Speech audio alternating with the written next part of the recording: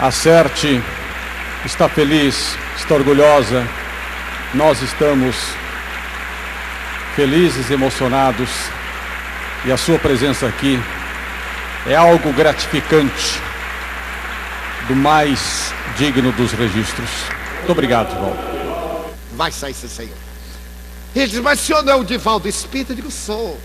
Mas o senhor não é assim do grupo, da compaixão, da caridade? Eu digo, a caridade para com o senhor é educá-lo no cumprimento da lei, para que não se torne mais tarde um desrespeitador do direito alheio. Passe para aqui. Mesmo porque, se o senhor ficar, as moças aí não atendem, elas me conhecem muito. Quer ver? Fique um pouco. Uma delas me olhou, venha, seu Divaldo. Eu não lhe falei. Eu acho que nunca mais ele vai tomar a frente de ninguém, porque se nós deixarmos, o atrevimento vai adiante. É como a criança que vai fazendo a coisa errada e olhando se reclamamos ou não. Se não dizemos nada, ele faz, e se dizemos, ele teima. Mas se perseveramos uma atitude de paz, ele não fará nunca mais.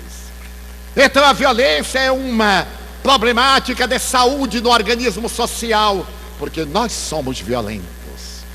Já asseverava Victor Hugo em 1880, depois que voltou do exílio, afirmando numa entrevista a amigos em Paris: se você quer conhecer um cidadão, pise-lhe no pé. Se ele for um cidadão, ele dirá oi.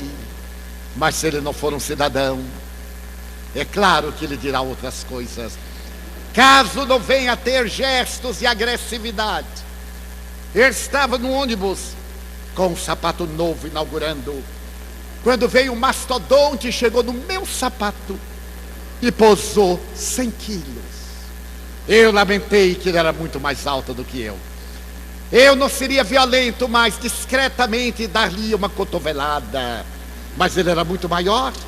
Então eu toquei no ombro com o meu melhor sorriso e perguntei-lhe: olá.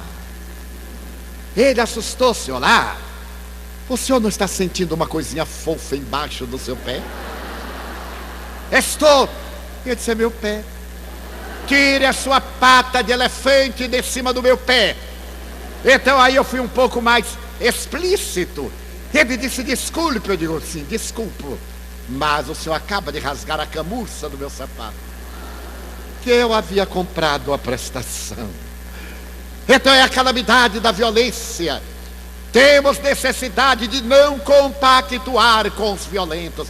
Não iremos usar a sua linguagem, entrar na luta, mas não sermos covardes. O não violento é um indivíduo muito corajoso. Ter a coragem de domar as más inclinações, como assevera o preclaro codificador da doutrina espírita. Deus deixando que elas nos levem a reagir, mas canalizá-las para que elas nos levem a agir. Eu me encontrava proferindo uma palestra na penitenciária Lemos Brito, no Rio de Janeiro, nos anos 70.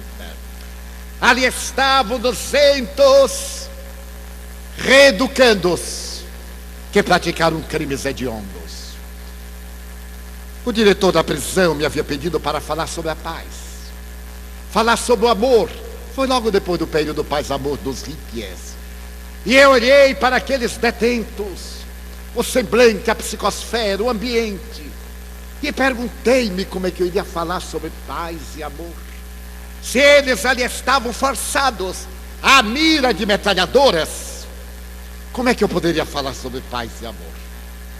Então eu pedi à autoridade que retirasse os guardas que estavam muito armados e mantivesse a disciplina de uma forma mais discreta, pelo menos não tão ostensiva.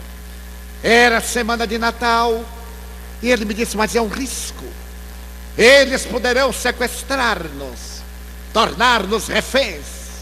Eu disse: mas é um risco que eu devo correr. Se eu falo sobre a paz, eu devo acreditar nela. Se eu falo sobre o amor, eu devo ter fundamentos para isto. Então é um risco natural. E você não se incomoda de ser tornado refém? Eu digo: claro que me incomodo, mas já que você me pediu para falar esse tema, eu devo demonstrar que acredito nele. Ele tomou as providências cabíveis. E eu comecei a imaginar como deveria iniciar. Era uma experiência difícil. Como falar àqueles homens no ambiente infecto, calor insuportável, as janelas gradeadas, falar sobre paz, amor, Jesus. Depois de meditar muito, eu encontrei uma maneira hábil de chamar-lhes a atenção. E contei-lhes uma anedota tradicional em Salvador, que um baiano muito rico da cidade de Ilhéus, nos bons tempos do cacau, ouviu falar que no Rio de Janeiro havia muitos mãos leves, gatunos. E então, para mostrar a sua audácia e sabedoria, foi a uma joalheria, comprou um alfinete de gravata no tempo que se usava, com um brilhante de alto porte, colocou na gravata e chegou na avenida, na esquina de Ouvidor com a avenida Rio Branco, abriu o paletó e postou-se, permitindo que todos vissem a sua joia de alto preço. De quando em quando ele mirava, ali estava o alfinete de gravata. Passou a manhã, nada. À tarde, nada. Ele disse, mas onde estão os ladrões do Rio de Janeiro? É mais uma divulgação injusta. E notou um rapazinho, um amarelo, débil, que eu olhava durante muitos minutos. Por fim, já ia desistir da experiência, quando ele perguntou ao jovem, mas por que você está me olhando? E o jovem perguntou, por que o senhor está aí desde amanhã? Bem, porque eu ouvi dizer que aqui tinha muitos mãos leves. Eu comprei esta joia, coloquei aqui um prendedor, discretamente, o pega ladrão, e ninguém me roubou. Então isso é mais uma fama do que uma realidade. O jovem chegou e disse assim, baiano, vá para casa, baiano. Eu já tirei o alfinete, já mandei testar, é falso, então eu devolvi. Ele havia sido roubado na hora que comprou. Quando eu terminei de contar, o público sorriu. E começaram eles a chamar fulano, beltrano, tal, a saudarem. Aí eu comecei a palestra. Mas um presidiário chamou minha atenção. Ele olhava um jornal, um rosto patibular. Em momento algum me olhou, não sorriu, não se comoveu. E eu então me libertei dele, porque são pessoas perturbadoras com essa frieza. Tecnicamente, esses indivíduos são impassíveis, são chamados em linguagem teatral de tiroleses. Eles não riem, não choram, não se movem. Eles aí estão para desarmar o ator, o orador, o declamador. Então eu mudei de área e quando eu terminei, que já ia saindo, alguém me puxou pela gola do paletó com ímpeto e quando me voltei estava cara a cara com o presidiário. Imaginei que ele me ia golpear. O semblante era perverso, os olhos frios. Então ele me perguntou com uma voz pastosa, quando é que vai voltar aqui? Eu redarguí, nunca mais. E por que nunca mais? Porque eu vim aqui dar uma mensagem de esperança e de paz. E fracassei completamente, pelo menos em relação a você. Você não me olhou, você não se comoveu, você não sorriu, não participou. Senti-lhe a expressão de ódio. Então eu não voltarei mais. E se eu pedir ao Senhor que volte, para eu chorar outra vez? Como chorar outra vez? Os seus olhos não tinham lágrimas e não nas têm. É porque as minhas lágrimas eu não as verto para fora. O fogo do desespero queima-as antes que cheguem à comporta dos homens. Eu matei minha mãe, matei o homem que a tornara perversa e má. Matei outro, aqui estou. E é a primeira vez que eu sinto qualquer emoção. Se eu pedir para que o senhor volte outra vez, o senhor voltará? Eu disse, meu filho, já que você deseja que eu volte, eu vou pedir ao senhor diretor que nos permita mais uma hora. Porque pode ser que eu morra, pode ser que você morra, pode ser que eu não tenha chance. Por que deixar para depois o que eu posso fazer agora? Pedi ao diretor que me arranjou um lugar no imenso refeitório e eu fui conversar com ele. Este homem abriu-me o seu coração. Ele falou-me da violência doméstica. Era afrodescendente, da miséria no bairro em que nasceu, dos maltratos que recebeu dos vários amantes da sua genitora, das vezes que foi escolceado, de quando foi transformado em mula ou pombo, na linguagem gíria do tráfico de drogas, para levar drogas do morro, até o dia que não suportou mais e optou pela decisão de matar aqueles que o haviam assassinado anteriormente. Conversamos muito, eu lhe falei sobre Jesus. Falei-lhe da imortalidade da alma. Aquele era um espírito doente. A reeducação carcerária não iria alcançar nunca as matrizes daquele mal. E depois de falar-lhe demoradamente, ele me segurou as mãos, nervosamente e chorou. Agora explodiu em lágrimas, apoiou-se no meu ombro, e eu pude imaginar aquela sensação que o Mestre Jesus experimentou quando encontrou a ovelha trasmalhada. Então ele disse: é tempo. A violência é uma doença, a paz é um medicamento. Não se preocupe com o que aconteceu. Mas você é jovem. Naturalmente, prisão perpétua no Brasil tem mecanismos de libertação mais tarde. Depois de cumprida a pena máxima, mude de atitude perante a vida. Eu lhe vou mandar o livro da liberdade. Era um homem sem maior cultura e mandei-lhe o Evangelho segundo o Espiritismo. Depois voltei ao cárcere várias vezes. Dialoguei com ele e com outros. Havia uma pequena célula espírita na penitenciária e ainda há. Ele tornou-se espírita, mudou completamente, tornou-se um conselheiro dos seus irmãos doentes, porque a paz também contagia. O maior contágio, diz a Organização Mundial de Saúde, não é a doença, é a saúde. Quando estamos ao lado de alguém saudável, impregnamos-nos da sua alegria de viver, das bênçãos que são exteriorizadas, da paz que nos penetra como um perfume de sândalo ou um bálsamo reconfortante. Então deveremos estar de pé para podermos não reagir à violência, agindo para acabá-la. A Unesco estabelece como quarto paradigma: seja generoso. É tão fácil ser generoso fora do Natal. No Natal é uma generosidade de mercadologia. Uma pessoa atropelou-me há poucos dias e me olhou assim, eu digo: desculpe eu estar na sua frente, eu não imaginei que você vinha com alta velocidade. Aí a pessoa desarmou, porque veio atrás de mim, me atropelou, me empurrou e eu era o responsável.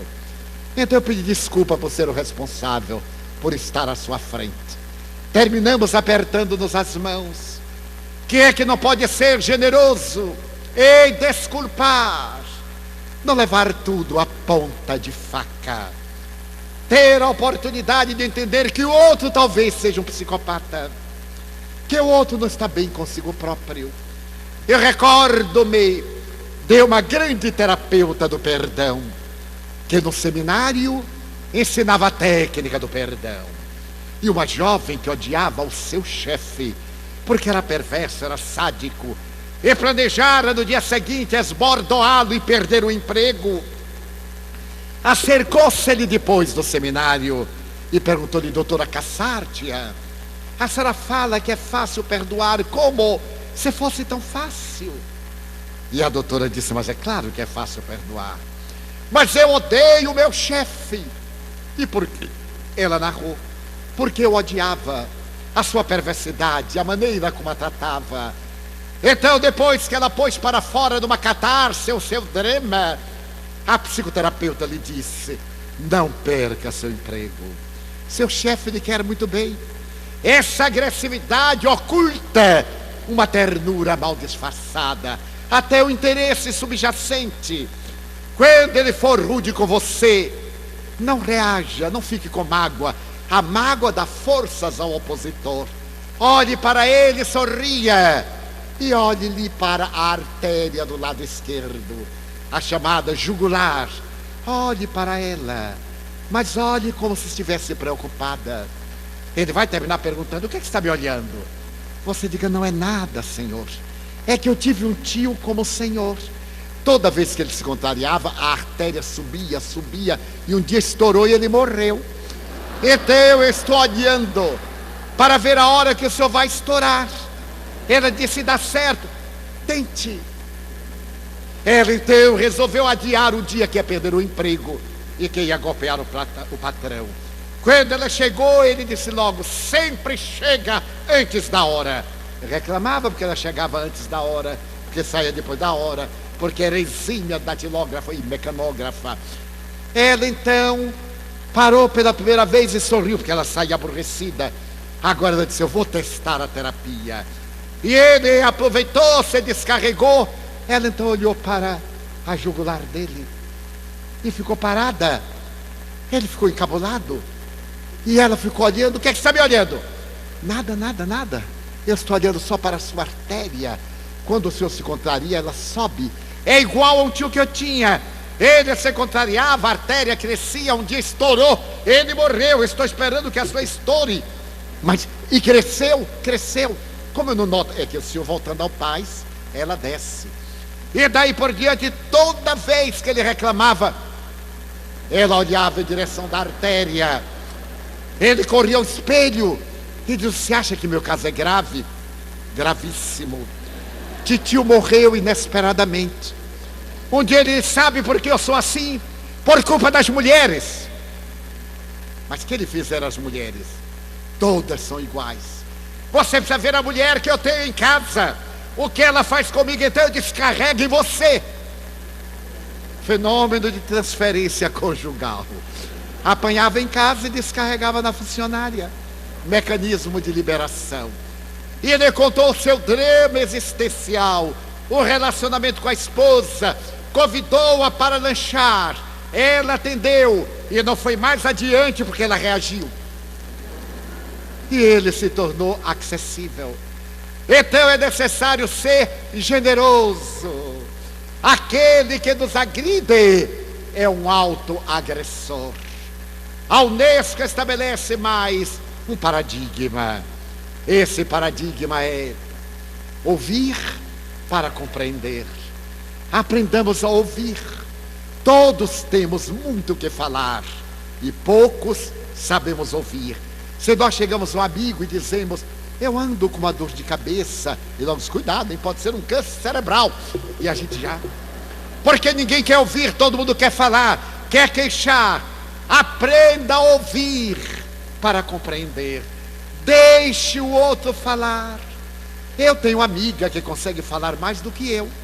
Portanto, imagine que ela deve ser extraordinária. E toda vez que estamos juntos, ela fala, fala. E no momento quando ela vai respirar, eu digo: agora é minha vez. Aí compreendo-a. Temos a oportunidade de intercambiar ideias. Na hora que nós aprendermos a ouvir, entenderemos muita coisa. Porque nós temos o malvés de dizer: eu já sei o que é que você vai dizer. Não sabe não. Nós concluímos errado em relação aos nossos conflitos. Nós supomos que a conclusão é uma coisa que é verdade, não é. Que custa a pessoa dizer? Deixa dizer. E quando ela for prolixa, diga assim: olha, o resto fica para amanhã. Tchau. E vamos embora. Por fim, a Unesco recomenda que nós tenhamos respeito pelo nosso planeta e que redescobramos a solidariedade. Redescobrir a solidariedade. Sermos solidários para não sermos solitários. Percebermos que somos células do organismo social. que temos também o dever de compreender o nosso próximo e não apenas o direito de sermos sempre compreendidos. Por essa razão, possivelmente, quando Allan Kardec examinava qual o melhor meio para evitar-se a crueldade e o materialismo, nas suas reflexões, a questão 685, ele estabeleceu que a obra é de educação, mas não a educação convencional, a educação que se adquire através dos livros, senão a educação moral, aquela que deflui do Evangelho de Jesus, o amor, essa educação feita de misericórdia, de compaixão, que ilumina a consciência, que liberta a pessoa do ego, dos seus atavismos, trabalhando pela iluminação de consciências. Por isso, a doutrina espírita é indubitavelmente o maior tratado psicoterapêutico, preventivo e curador para os males que afligem a sociedade terrestre. Trabalhando o indivíduo, o espírito projeta-lhe a diáfana luz da felicidade pessoal. E essa felicidade pessoal cresce e exterioriza-se.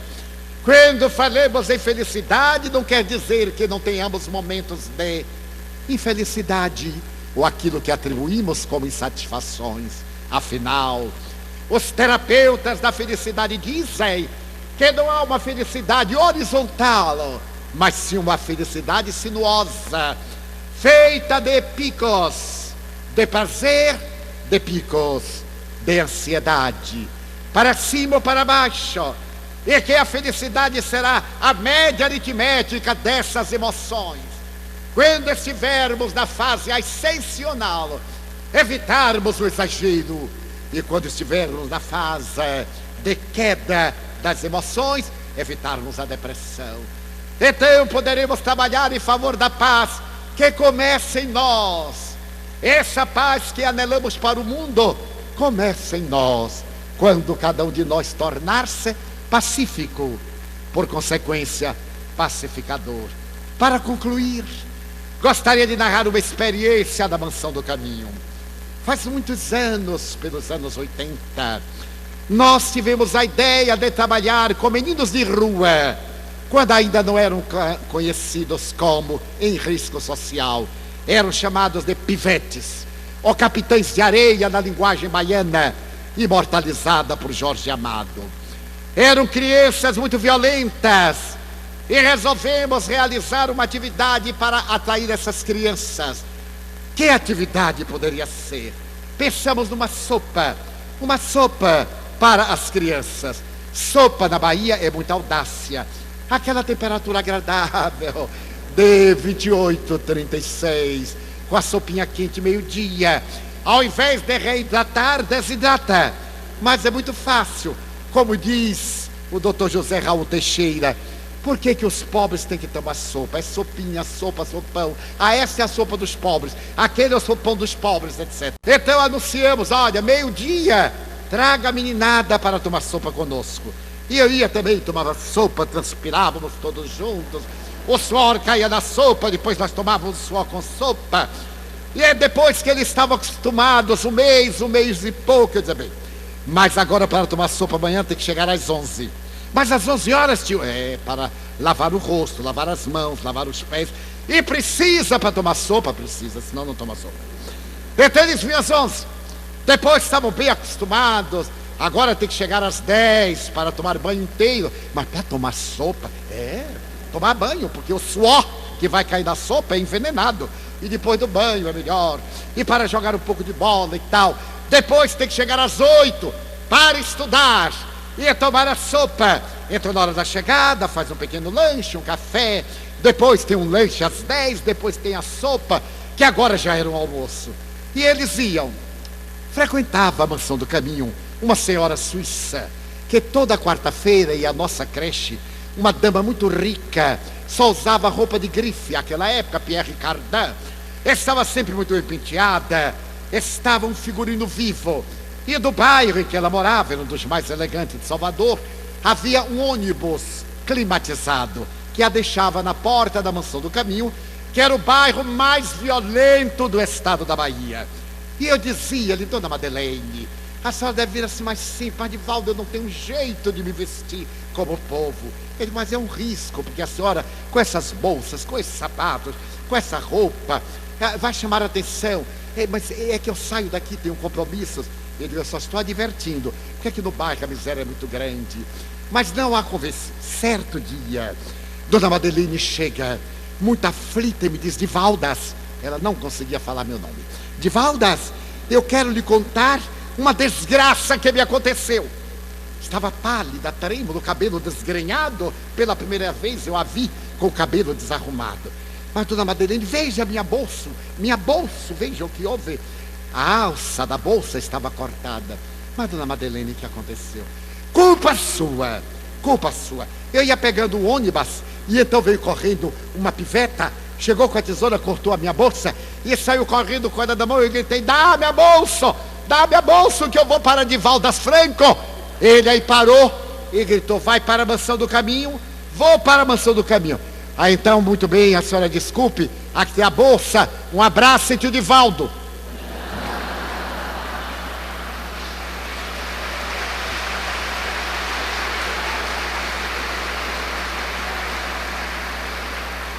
Você tem um sobrinho ladrão? Eu disse: mas dona Madeleine, tem sobrinho ladrão. Então eu estou fazendo a caridade e sou roubada por um sobrinho seu. Eu disse: mas como era ele? Era desse tamanho tal. Eu digo: não pode ser sobrinho assim biológico, é sobrinho afetivo. Mas Divaldo, eu digo: olha, vamos fazer assim. Nós vamos consertar a bolsa, imagine, consertar a bolsa de grife. Mas nós vamos dar um jeito aqui na bolsa. Eu vou lhe aplicar um passe, depois vou arranjar laque, essa vai ficar bonitinha e tal. Conversei, ajeitei. Ela perdoou, que foi a grande vantagem. Ela disse: eu perdoa, mas isso nunca mais esqueça. Eu digo: mas já perdoou, está muito bem. 2 semanas depois, estávamos no almoço, quando chega a dona Madeleine, elegantíssima. E então ela me olha e faz: Divaldas, o que está fazendo?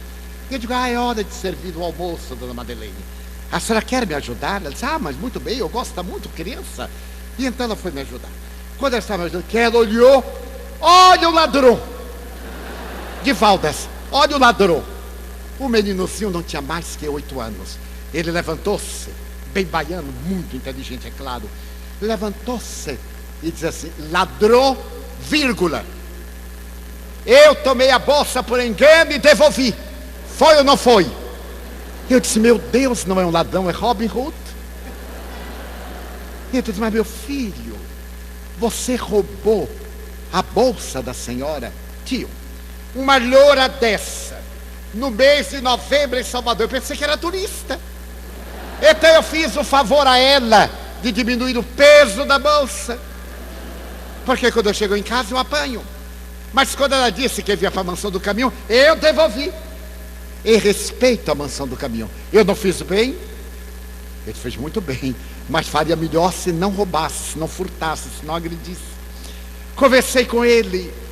Ele era maltratado. A mãe era uma mulher equivocada, muito infeliz, violenta. O pai não sabia quem era.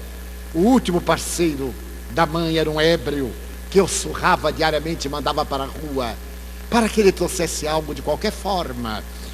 Então a senhora comoveu-se e me disse: Divaldo, e agora o que fazemos? Eu digo: torne-se madrinha espiritual dele.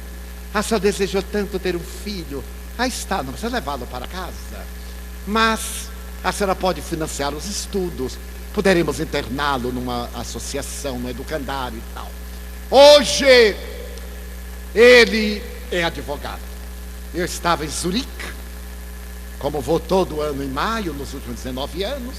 Quando chega um moreno, bonito como todos os morenos, inteligente como todos os baianos, porque catarinense era baiano que ia para o Rio Grande do Sul e cansou da estrada, ficou aqui na ilha. Então ele me disse: me reconhece, tio Divaldo? Eu disse: olha, vagamente. Eu sou o ladrão. Dona Madeleine me trouxe, adotou-me. Educou-me. Então, eu venho agradecer ao Senhor o sopão. Venho agradecer ao Senhor a mensagem de paz. Aprendi a ser espírito. Aprendi o valor da educação. Queria que o Senhor tivesse esta alegria. Se a sua vida nada significasse para ninguém, para mim, valeu muito. Abraçou-me e eu lhe disse ao ouvido: meu filho, nunca dei uma emoção dessa que tem mais de 50 anos como eu. Um pouco mais, um pouco bastante. Só o amor, disse o eminente Getúlio Vargas, é que pode obstar a violência. E ele que foi um tanto violento. Então o amor tem o sabor da eternidade. E a doutrina espírita dignificando-nos, ensejando-nos a educação dos valores humanos, ajudando-nos nos hábitos morigerados e bons, no respeito às leis de Deus e as leis estabelecidas na terra para o nosso equilíbrio. Modificaremos a face do planeta e essa doença terrível cederá lugar à saúde do planeta, à saúde da sociedade, à saúde de todos nós. Evocando a figura de Jesus nessa semana de Natal, recordemos-nos de esculpi-lo em nosso mundo íntimo. E quando algo nos acontecer e não soubermos como agir, que perguntemos: em meu lugar, que faria Jesus? E façamos conforme concebermos que ele faria. Então, eu tenho um sonho, parafraseando Martin Luther King Jr. Eu tenho um sonho de ver a humanidade unida como verdadeiros irmãos que somos, pela progenitura divina, dando-nos as mãos. Eu tenho o sonho de ver multiplicadas as certas pelas faces diferentes do planeta, semeando a educação, promovendo o bem, multiplicando vidas, substituindo o paternalismo pela dignificação, como escreveu a irmã Rosária no Evangelho segundo o Espiritismo: trocai a esmola por salário. Este é o nosso dever. Então, neste cinquentenário, dizia-me ontem o venerável Hélio Abreu, retornando de além túmulo, o programa dos próximos 50 anos para ser está traçado. E este programa é o da dignificação humana, a da construção de um mundo melhor, porque a obra do bem não pode morrer jamais. Então, a partir de agora, diante de tantas concessões que temos da vida, ao invés do mau humor, da rebeldia, da mágoa, da reclamação, digamos com euforia: Senhor, eu gostaria de dizer-te que amo a vida, que para mim é bela e é consentida. Muito obrigado por tudo que me deste, por tudo que me dás. Obrigado pelo ar, pelo pão, pela paz. Obrigado pela beleza que os meus olhos veem no altar da natureza. Olhos que fitam o céu, a terra e o mar, que acompanham a ave ligeira que voa fagueira pelo céu de anil e se detém na terra verde salpicada de flores em tonalidades mil.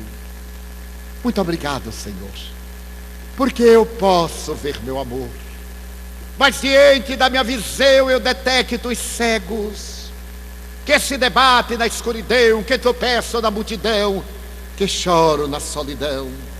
Por eles eu oro e a ti eu imploro comiseração, porque eu sei que depois desta lida na outra vida, eles também enxergarão Muito obrigado pelos ouvidos meus, que me foram dados por Deus, ouvidos que ouvem o tamborilar da chuva no telheiro, a melodia do vento no ramo do olmeiro, as lágrimas que vertem os olhos do mundo inteiro, ouvidos que ouvem a música do povo que desce do morro na praça cantar, a melodia dos imortais, que se ouve uma vez e ninguém esquece nunca mais, a voz melodiosa, canora melancólica do boiadeiro, e a dor que geme e que chora no coração do mundo inteiro.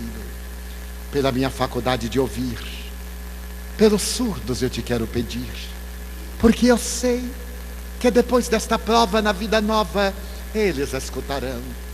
Obrigado pela minha voz, mas também pela voz que canta, que declama, que ensina, que alfabetiza, que ilumina, que trauteia uma canção e o teu nome profere com sentida emoção. Diante da minha melodia, eu quero rogar pelos que sofrem de afasia. Eles não cantam de noite, eles não falam de dia. Oro por eles, porque eu sei que depois desta dor no teu reino de amor, voltarão a cantar. Obrigado pelas minhas mãos, mas também pelas mãos que aram, que semeiam, que agasalham, mãos de ternura, mãos que libertam da amargura, mãos que apertam mãos, mãos dos adeuses, que limpam feridas, que enxugam lágrimas, dores das vidas, pelas mãos de sinfonias, pelas mãos de cirurgias, de poesias, de psicografias, pelas mãos que atendem a velhice, a dor, o desamor, pelas mãos que do seio embalam o corpo de um filho alheio sem receio, e pelos pés que me levam a andar sem reclamar. Muito obrigado, Senhor, porque eu posso caminhar diante do meu corpo perfeito. Eu te quero louvar, porque eu vejo na terra aleijados, amputados, marcados, paralisados, e eu me posso movimentar. Oro por eles, porque eu sei que depois desta expiação, na outra reencarnação, eles também bailarão. Muito obrigado por fim pelo meu lar. É tão maravilhoso ter um lar.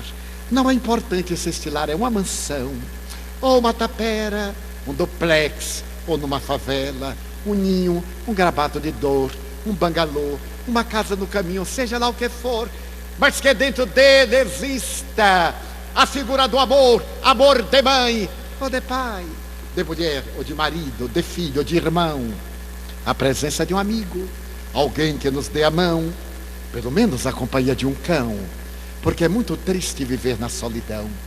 Mas se eu a ninguém tiver para me amar, nem um teto para me agasalhar, nem uma cama para repousar, nem aí reclamarei. Pelo contrário, eu direi: obrigado, Senhor, porque eu nasci. Obrigado porque creio em Ti, pelo Teu amor. Obrigado, Senhor, pela Sua atenção. Muito obrigado, senhores.